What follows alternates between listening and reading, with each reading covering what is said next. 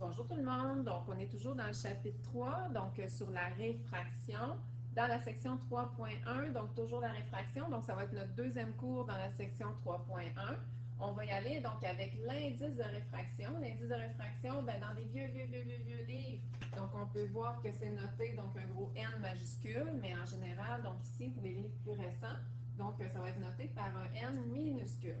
Qu'est-ce que ça veut dire l'indice de réfraction? C'est que chaque milieu transparent ont leur propre indice de réfraction. Et plus qu'un indice de réfraction donc, est haut, plus ça va vouloir dire que la lumière donc, va avoir de la difficulté donc, à passer donc, dans ce milieu-là, puis plus le milieu va être réfringant. Quand l'indice de réfraction donc, est vraiment haut, donc la réfringance de ce milieu-là donc, est plus gros donc aussi. L'indice de réfraction, c'est toujours un chiffre qui est plus grand ou égal donc à 1. Fait que je ne peux pas avoir de chiffre donc plus petit que 1. Pourquoi? Ben, c'est parce que dans l'espace, donc dans le vide, lorsqu'on n'a pas d'air, pas de gaz, pas rien, l'indice de réfraction donc, est égal à 1. Lorsqu'on compte dans l'air, ben, c'est sûr que l'indice de réfraction ne change pas beaucoup, est environ donc de 1, mais c'est de 1,0003 si on veut être vraiment précis. Je ne sais pas si vous voyez, donc on tombe dans l'eau, donc l'indice de réfraction 1,33, donc tout dépendant du verre, donc ça peut varier de 1,5 à 1,8.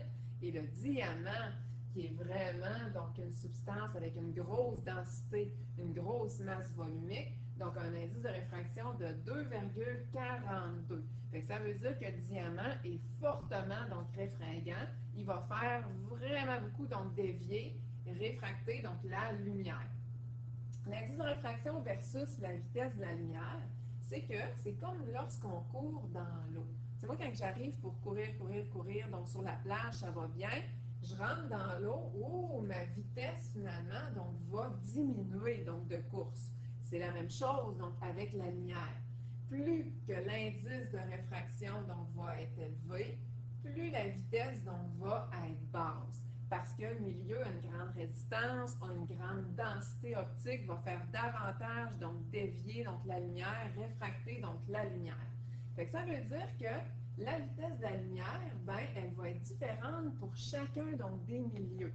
Fait qu'elle va varier tout dépendant du milieu dans lequel elle va passer. Donc, c'est comme le son, hein? Donc le son ne voyage pas à la même vitesse dans les milieux, donc dans différents milieux. Le son, on avait vu que plus le milieu était dense, plus la vitesse était élevée, mais là, c'est le contraire du son. Donc, on va aller écrire contraire du son.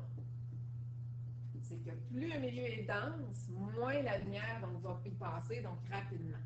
On a d'ailleurs donc une formule pour aller chercher l'indice de réfraction donc, dans un milieu lorsque le milieu numéro 1 est l'air.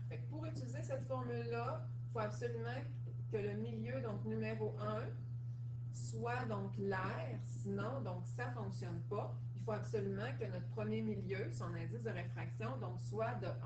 Fait que si admettons, donc on a un rayon lumineux qui passe de l'air à l'eau, de l'air au plastique, de l'air au verre, bien, on va pouvoir aller calculer l'indice de réfraction de ce deuxième milieu-là. Qu'est-ce que je vais faire? Donc, je vais faire C divisé par V.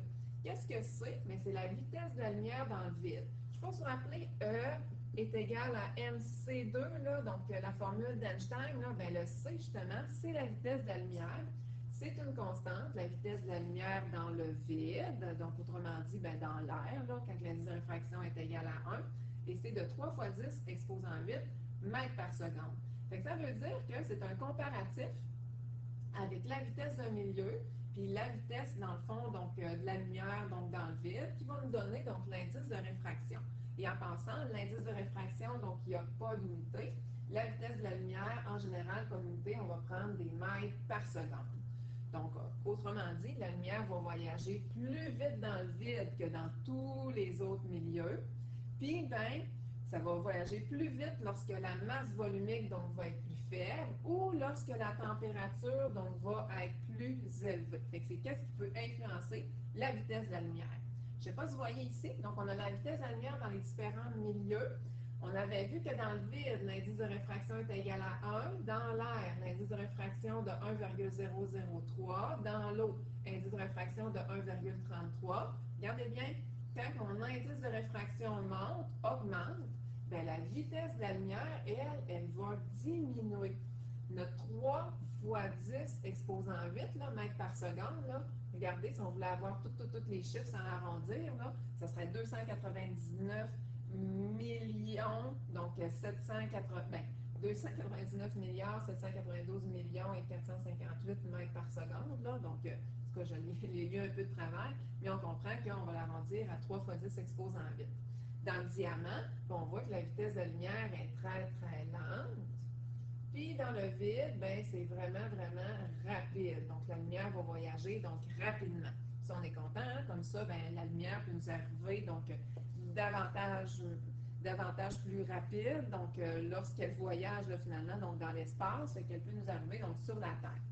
On va faire donc un petit calcul justement avec notre nouvelle formule, C sur V. Nous, justement, on va aller chercher la vitesse de la lumière. Puis on nous dit que la lumière va passer dans la lucite. La lucite, c'est un genre donc, de plastique. Et que la vitesse donc, dans le plastique, dans la lucite, la vitesse de la lumière dans la lucite est de 1,99 fois 10 exposant 8 mètres par seconde. Et l'indice de réfraction de la lucite, L pour lucite, est de 1,51. Fait que si on isole donc le C, comment on fait pour isoler le C? Bien pas compliqué. Le contraire de diviser donc par V, ben, c'est fois V, fois V. Ce qui fait en sorte que ça va nous donner N fois V. Donc, il y a un petit fois donc, entre les deux, là, bien entendu.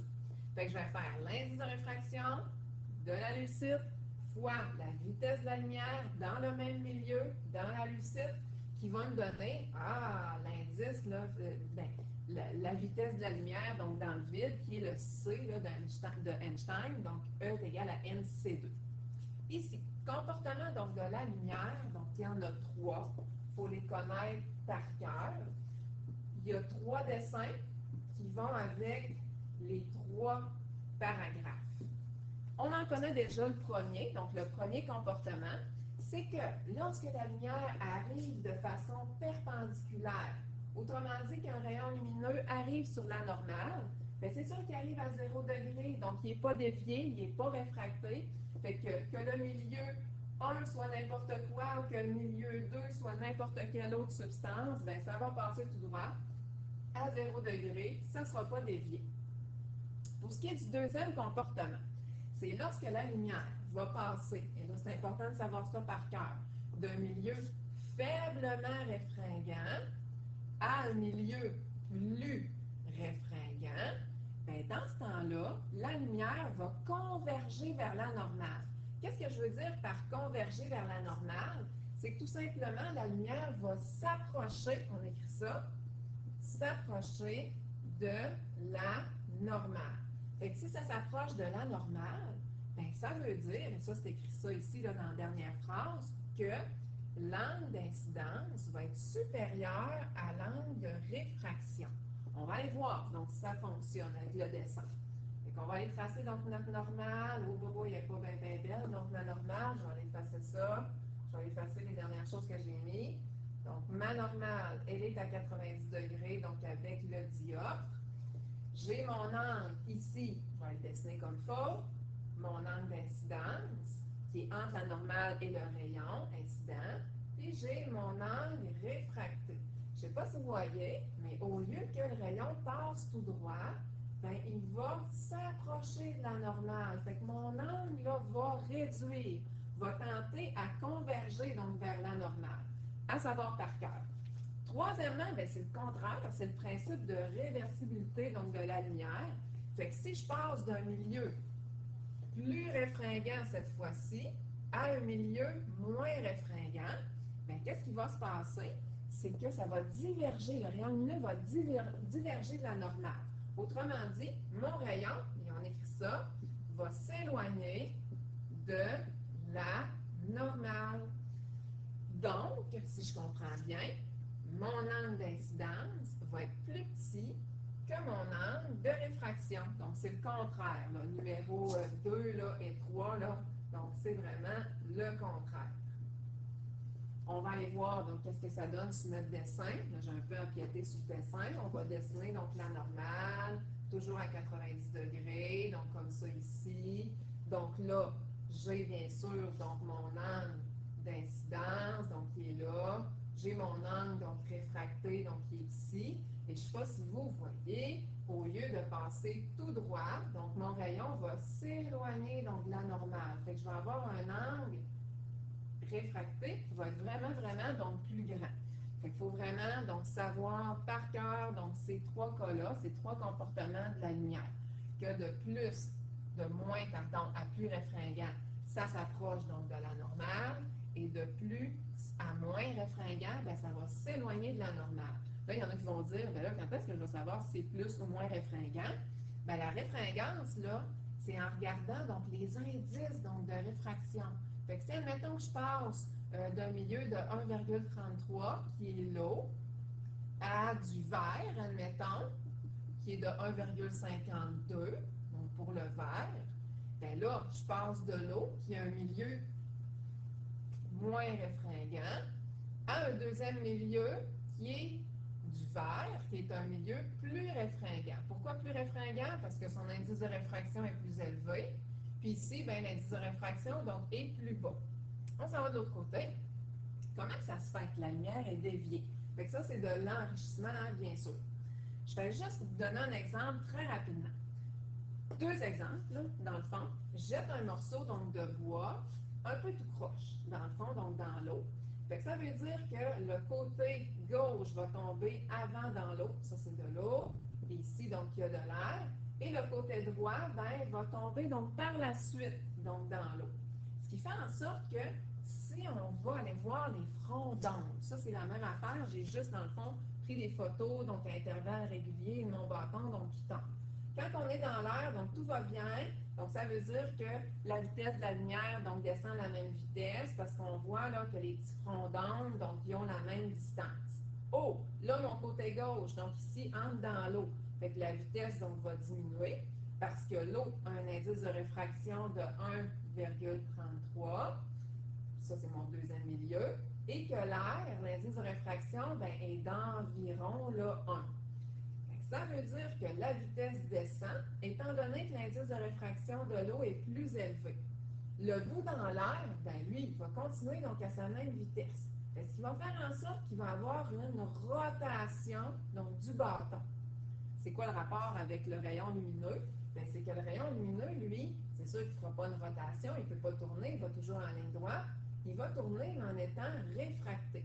Et lorsque les deux côtés donc, vont être toutes les deux finalement donc dans l'eau, bien là, c'est sûr qu'ils vont aller à la même vitesse. Je ne sais pas si vous avez remarqué, mais ils sont beaucoup plus rapprochés dans l'eau que dans l'air, ce qui fait en sorte que la vitesse dans l'eau est moins élevée et la vitesse dans l'air, bien, elle est plus élevée. Deuxième cas, bien, si admettons, deuxième exemple, si je lance un bâton, mais de façon parallèle à mon eau, qu'est-ce qui va arriver? Regardez bien, super facile. Tout simplement que lorsque je suis dans l'air, bien, c'est sûr que le bâton va descendre donc, à vitesse donc, régulière, mais quand même une assez grande vitesse. Lorsqu'on va tomber, c'est sûr, donc dans l'eau, bien, ma vitesse donc, va diminuer. Ce qui fait en sorte que quand on arrive pour pogner un objet donc, qui est dans l'eau, bien, c'est sûr qu'il va descendre beaucoup, donc plus là, tranquillement. Imaginez une feuille d'arbre qui est dans l'eau, elle tombe plus lentement dans l'eau que dans l'air. Prochain cours, on va aller voir donc les lois de la réfraction. Toujours dans la section donc 3.